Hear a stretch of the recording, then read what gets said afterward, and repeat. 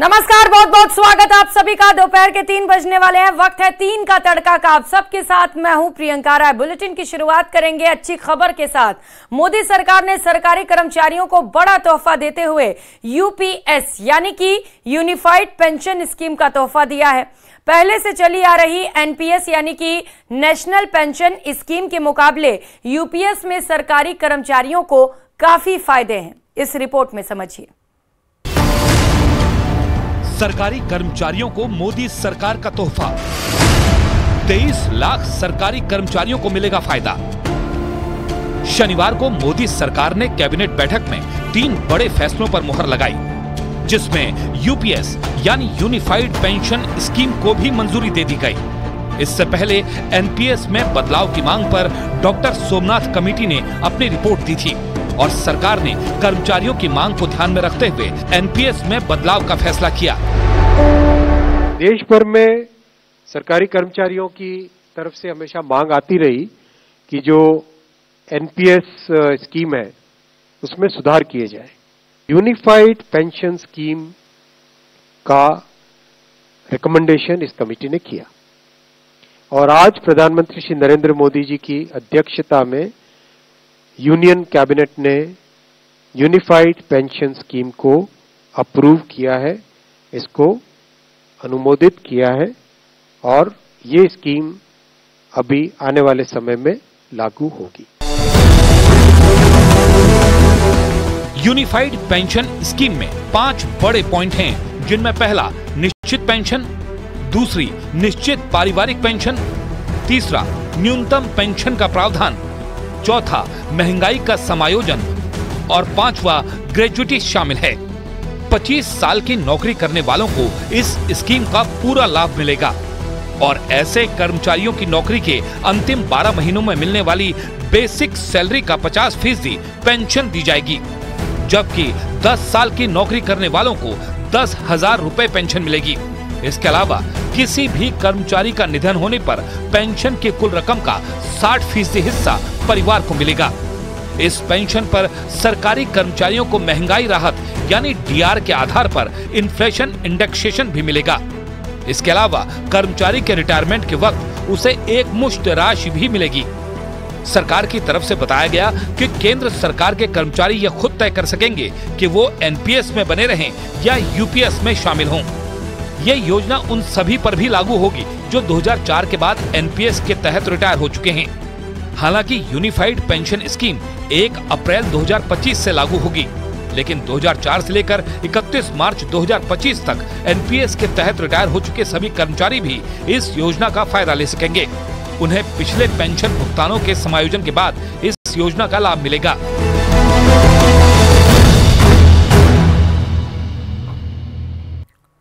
खबरों में आगे बढ़ेंगे। एक्टर कंगना रनौत की फिल्म इमरजेंसी रिलीज से पहले ही विवादों में घिर गई। हाल ही में इस फिल्म का ट्रेलर रिलीज हुआ। ट्रेलर रिलीज के बाद पंजाब में फिल्म के खिलाफ विरोध शुरू हो गया। आरोप है कि इस फिल्म के जरिए सिख समुदाय को बदनाम करने की साजिश की जा रही है। इस रिपोर्ट में समझिए।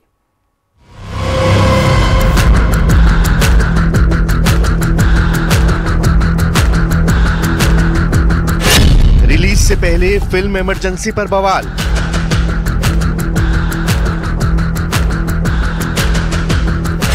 कंगना रनौत की फिल्म पर बैन लगाने की मांग। फिल्म में सिखों को बदनाम करने का आरोप। हमेशा विवादों में रहने वाली एक्टर कंगना रनौत एक बार फिर सुर्खियों में है। इस बार उनकी फिल्म इमरजेंसी को लेकर पंजाब में बवाल मचा हुआ है। कंगना रनौत की फिल्म इमरजेंसी के दौर पर आधारित है। हाल ही में फिल्म का ट्रेलर रिलीज हुआ और इस फिल्म में कंगना रनौत पूर्व प्रधानमंत्री इंदिरा गांधी का किरदार निभा रही हैं। लेकिन ट्रेलर रिलीज के बाद सिखों की सबसे बड़ी संस्था अकाल तख्त और शिरोमणि गुरुद्वारा प्रबंधक कमेटी के साथ फरीदकोट से निर्दलीय सांसद सरबजीत सिंह खालसा इसके विरोध में अपनी आवाज बुलंद करने लगे हैं। इनका आरोप है कि फिल्म में सिखों को गलत तरीके से पेश किया गया है, जिससे सिख समुदाय के लोग आहत हैं।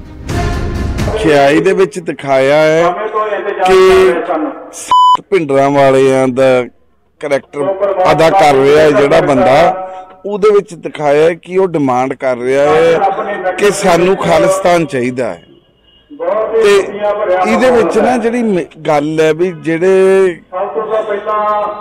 ਇਹ ਬੜਾ ਹੈਰਾਨ ਹੋਣਗੇ ਵੀ ਨੇ ਕਦੇ ਖਾਲਿस्तान ਦੀ ਮੰਗ ही नहीं सी की, उन्होंने तो कदे मंगिया ही नहीं खालिस्तान। फिल्म इमरजेंसी में वर्ष 1980 के दशक में पंजाब में आतंकवाद के दौर को भी दिखाया गया है। आरोप है कि फिल्म में खालिस्तान के नाम पर कुछ किरदारों का गलत चित्रण किया गया है। फिल्म की रिलीज रोकने के लिए केंद्र सरकार को एक पत्र भी लिखा गया है। दावा है कि फिल्म में सिखों की छवि को तोड़ मड़ोड़ कर पेश किया गया है। इससे देश का माहौल भी बिगड़ सकता है। फिल्म के ट्रेलर में दिखाए गए दृश्यों पर आपत्ति जताई गई है। बारे में एक ट्रेलर जारी किया गया जिहड़ा कि बड़ा विवादपूर्ण है। असी इस गल लई सहमत हाँ कि इतिहास का फिल्मांकन होना चाहिए, सही तत्थ जिहड़े आ सामने आने चाहिए, पर्दे ते आने चाहिए, पर उहदे विच जो सिखां नूं एक नफरत का पात्र बनाया गया, सिखां नूं बेखौफ ते एक निर्दयी जालम बना के लोगों को मारन वाला दिखाया गया। सो ट्रेलर के अंदर जो कुछ दिखाई दे रहा वो बहुत माड़ा, तो सिखां दे मनां विच इस गल लई काफ़ी रोस है कि ये जिहड़ी ये चीज़ दिखाई जा रही है, इहदे विच सिख करैक्टर नूं जिहड़ा कि बदनाम करने की कोशिश है। असीं इस दा डटवा विरोध करते हैं। फिल्म इमरजेंसी पर बढ़ते विवाद से पंजाब बीजेपी के नेताओं के लिए भी असमंजस की स्थिति बन गई है। पंजाब बीजेपी के नेता भी कह रहे हैं कि इस तरह की फिल्में धार्मिक कमेटी से मंजूरी के बाद ही बनानी चाहिए। अज वो कंगना रनौत की फिल्म के बारे च कुछ लोगों ने इतराज किया। मैं समझदा कि जिहड़ा भी किसी भी धर्म के बारे च जो संवेदनशील धर्म ने या ईवन जैन धर्म भी है, इस्लाम भी है, सिख भी है, खालसा भी है, उहदे बारे च कोई भी चीज़ अगर करनी होवे तो उन्होंने एक कमेटी बननी चाहिए। उहदे तो अप्रूवल जरूर पहला बनने तो पहला ही ली जाए ताकि ऐसे मसले पैदा ना हों। कंगना रनौत की फिल्म इमरजेंसी अगले महीने 6 सितंबर को देश भर के सिनेमाघरों में रिलीज होने वाली है। कंगना रनौत फिल्म के प्रमोशन में भी जुटी हैं।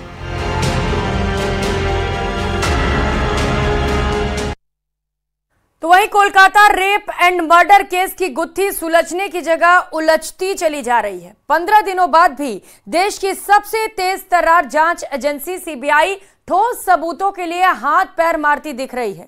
सीबीआई झूठ पकड़ने वाली मशीन से सच पता लगाने में जुटी है, जिससे इनके बयानों में जो विरोधाभास है वो क्लियर हो सके। इस बीच देश सवाल पूछ रहा है कि कोलकाता फाइल्स की क्लोजर रिपोर्ट आखिर कब आएगी।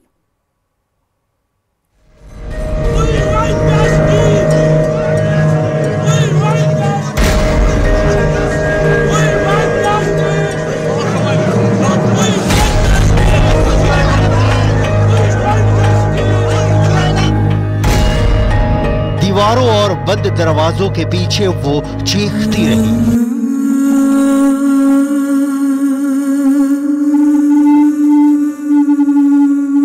रहम की भीख मांगती रही, आखिरी सांसों तक लड़ती रही।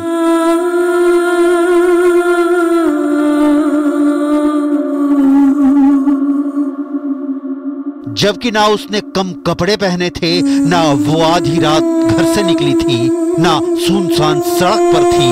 उसकी तो गर्दन में जान बचाने वाला आला था। फिर भी उसे नोचा गया, खसोटा गया, असमत लूटी गई, मौत के मुंह में झोंक दिया गया। हैवानियत की सन्न कर देने वाली कहानी द कोलकाता फाइल्स।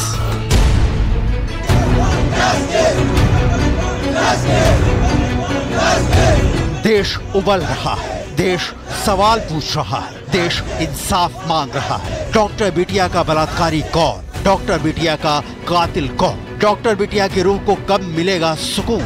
किसी के पास जवाब नहीं है। किसी के पास 8 और 9 अगस्त की दरमियानी रात का हिसाब नहीं है। क्या हुआ? कैसे हुआ? कब हुआ? क्यों हुआ? किसने किया? कौन कौन शामिल? देश की सबसे बड़ी जांच agency central bureau of investigation यानी सीबीआई परत दर परत तलाश कर रही है। केस का रेशा रेशा खंगाल रही है, लेकिन सवाल अब भी अनसुलझे हैं। 15 दिन बाद कितने मिले सबूत? कितने मिले गवाह? कितने दूर रह गए हैं कानून के हाथ? डॉक्टर बिटिया को कब मिलेगा इंसाफ? The Kolkata files.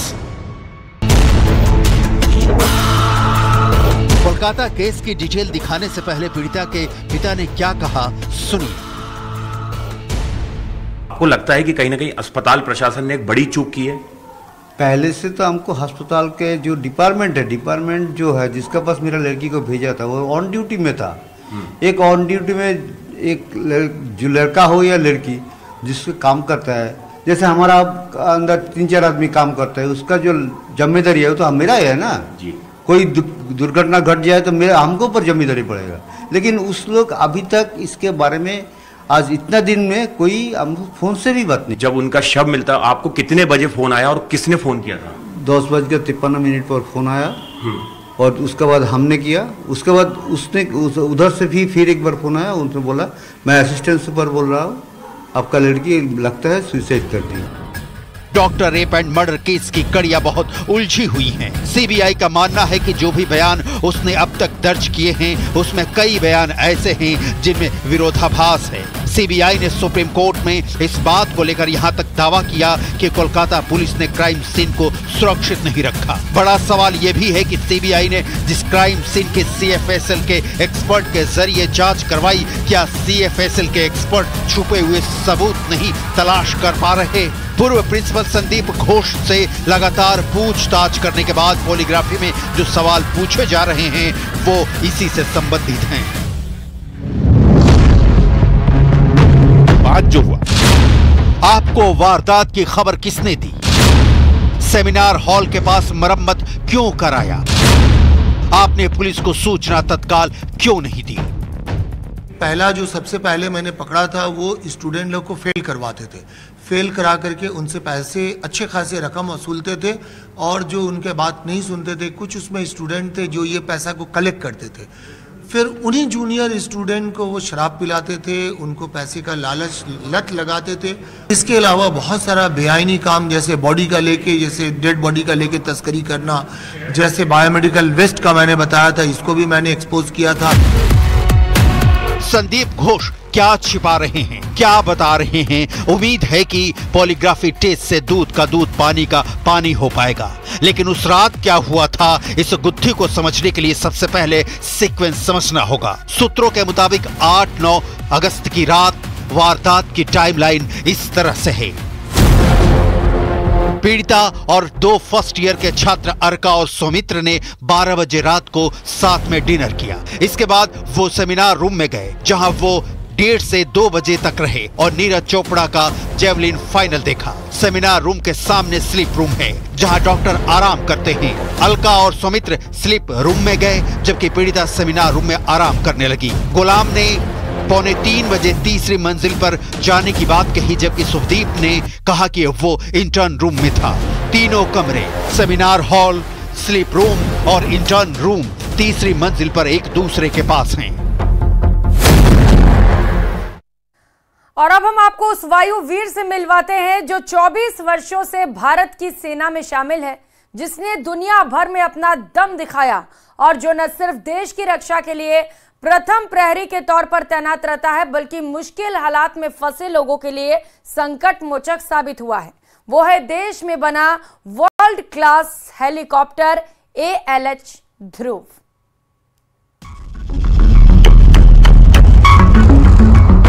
हिंद की शान, आसमान का सबसे तेज तर्रार प्रहरी, समंदर से लेकर रेगिस्तान तक में बादशाहत, देश में बना दुनिया के सबसे खतरनाक और भरोसेमंद हेलीकॉप्टर्स में शामिल ALH ध्रुव यानी एडवांस लाइट हेलीकॉप्टर ध्रुव। ALH ध्रुव को HAL यानी हिंदुस्तान एरोनॉटिक्स लिमिटेड ने स्वदेशी तकनीक का इस्तेमाल करते हुए तैयार किया है। इसमें 2 टर्बो इंजन लगे हैं जिसे मल्टी रोल मल्टी मिशन के लिए महारत हासिल है। Electronic warfare, anti submarine warfare, हर मौसम में ऑपरेशन को अंजाम देने वाला। मिलिट्री के साथ साथ ध्रुव का सिविल वर्जन भी भरोसे पर खरा उतरा है। साल 2001 में AHL ध्रुव को मिलिट्री ऑपरेशन के लिए मंजूरी मिली और साल 2003 में सिविल ऑपरेशन के लिए। AHL ध्रुव समंदर, हाई ऑल्टीट्यूड पर, रेगिस्तान में और खराब मौसम में भी ऑपरेट कर सकता है। ध्रुव हेलीकॉप्टर का लोहा लैटिन अमेरिका से लेकर अफ्रीका, पश्चिम और दक्षिण पूर्व एशिया के करीब 35 देशों ने माना है। इसकी वजह है कि इसे थल सेना, नौसेना, वायुसेना, coast guard, civil operation, police operation, राहत और बचाव से लेकर निजी इस्तेमाल किया जा सकता है। ध्रुव का वजन 2500 किलो है और ये 5500 उड़ान वजन के साथ उड़ान भरने में सक्षम है, जो इसे अपनी क्लास के दुनिया भर के हेलीकॉप्टर से बेहतर बनाता है। इजराइल की सेना ने आज हिजबुल्लाह के ठिकानों पर ताबड़तोड़ एयर स्ट्राइक कर दी। एक के बाद एक 40 एयर स्ट्राइक से हिजबुल्लाह को बड़े नुकसान का दावा किया गया, लेकिन इस एयर स्ट्राइक के बावजूद हिजबुल्लाह ने भी पलटवार किया और उत्तरी इजराइल पर कई रॉकेट दागे, जिसके बाद इजराइल ने 48 घंटे के लिए आपातकालीन स्थिति की घोषणा कर दी। ये रिपोर्ट देखिए।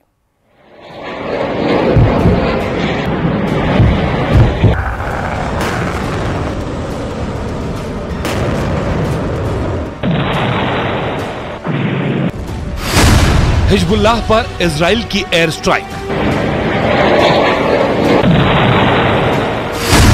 40 एयर स्ट्राइक से दहला हिजबुल्लाह। इजराइल की सेना ने आज हिजबुल्लाह के ठिकानों पर ताबड़तोड़ बमबारी करके उसे बड़ा नुकसान पहुंचाने का दावा किया। इजराइल की सेना ने बताया कि हिजबुल्लाह की तरफ से इजराइल पर बड़े हमले की तैयारी की जा रही थी और इससे पहले कि हिजबुल्लाह इस हमले को अंजाम तक पहुंचाता, इजराइल की सेना ने खतरे को भांप लिया और उत्तरी लेबनान में मौजूद हिजबुल्लाह के ठिकानों पर एक के बाद एक 40 एयर स्ट्राइक को अंजाम दे दिया।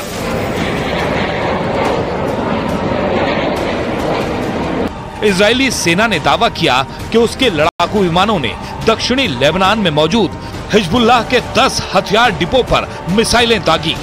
इन हमलों में हिजबुल्लाह का एक रॉकेट लॉन्च पैड भी तबाह हो गया, जबकि इजराइल के एयर स्ट्राइक में हिजबुल्लाह के कई ठिकानों के भी तबाह होने की खबर है।